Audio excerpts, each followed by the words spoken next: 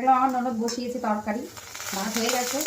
আর রান্না হবে সর্ষে শাকের বাটা, কালো দিয়ে রসুন দিয়ে আর পেঁপে দিয়ে কাতলা মাছের ঝোল।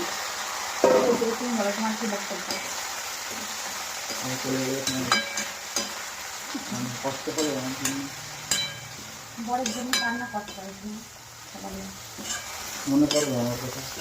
পৃথিবীতে একমাত্র মেয়েদের স্বামী ছাড়া কেউ আপন নাই, একমাত্র স্বামীটাই আপন। স্বামীর কাছে অনেকে আপন, ছেলে মেয়ে তার ফ্যামিলি, কিন্তু একটা মেয়ের কাছে তার স্বামী ছাড়া কেউ নেই,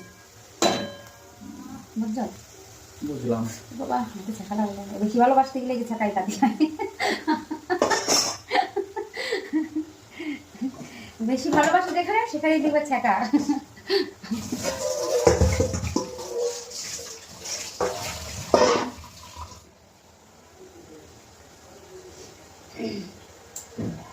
তো যাই হোক, তরকারিটা সোমবার দেবো।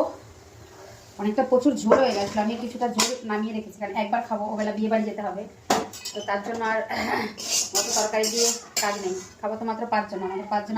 আমাদের কিন্তু মানে ভাত তরকারির খুব খরচা কম, জানো তো, চালও অল্প লাগে, তরকারিও অল্প লাগে। আমি